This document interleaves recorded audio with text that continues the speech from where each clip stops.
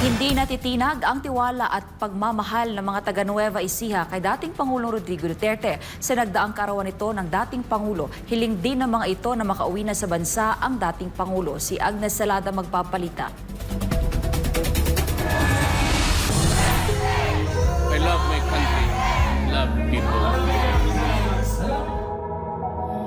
Hindi nagpatinag sa maagang pagbuhos ng ulan ang mga supporters ni dating Pangulong Rodrigo Duterte upang ipagdiwang ang kanyang 80 taong kaarawan. Matapos ang matagumpay na motorcade na isinagawa sa lungsod ng Cabanatuan upang ikondena ang ginawang pagdala kay dating Pangulong Duterte sa The Hague, Netherlands upang litisin sa kasong Crimes Against Humanity, muling nagsama-sama ang mga taga-suporta ni FPRRD upang sama-samang ipagdiwang ang kaarawan nito. Sa inisyatibo ng grupong Bring Home FPRRD Nueva Ecija, isang malaking birthday prayer rally ang kanilang inorganisa upang ipakita ang kanilang pagmamahal, suporta at patuloy na pagtitiwala sa dating Pangulo. Nang tipon-tipon sa Freedom Park nitong March 28 araw ng Biyernes sa Cabanatuan City ang mga taga-suporta ng dating Pangulo sa kabila ng malakas na pagbuhos ng ulan.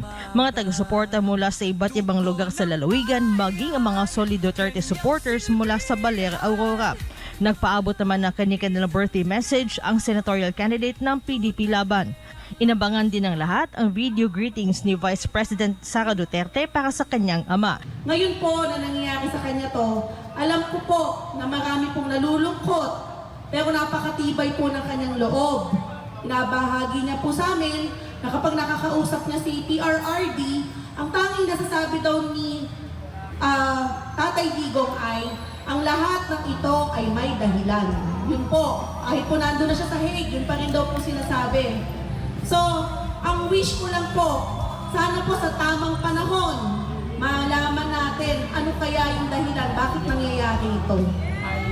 Bukod pa po doon, inaasahan ko po na kapag itong taong to, nagdesisyon siya, nagpaglalaban na niya ang bansa sa 2028, sana po makasama ko po ulit kayo dito. Please, makakaasa po ba ako? Nadadalhin po siya dito.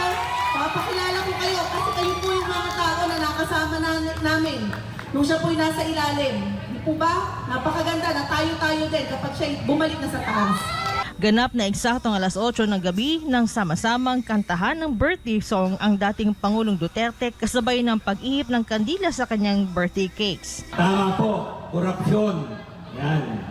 Ngayon po, mukhang nauulit na naman yung pinaglaban natin doon sa EDSA after more than 30 years. Mukhang nawalan po ng saysay. Isa po ako sa may adikain na gumanda ang takbo ng Pilipinas. Nagpapasalamat naman ang mga organizer ng nasabing aktibidad sa lahat ng mga nakiisa at dumalo sa karawan ni dating Pangulong Duterte. Nabuhat ng March 11, noong sa pilitang dinala sa Netherlands, dahil yung ating pinakamamahal na Pangulo, halos hindi na ako makatulog. At gabi-gabi, araw-gabi, ang pinanunod ko yung Channel 58, yung SMNI.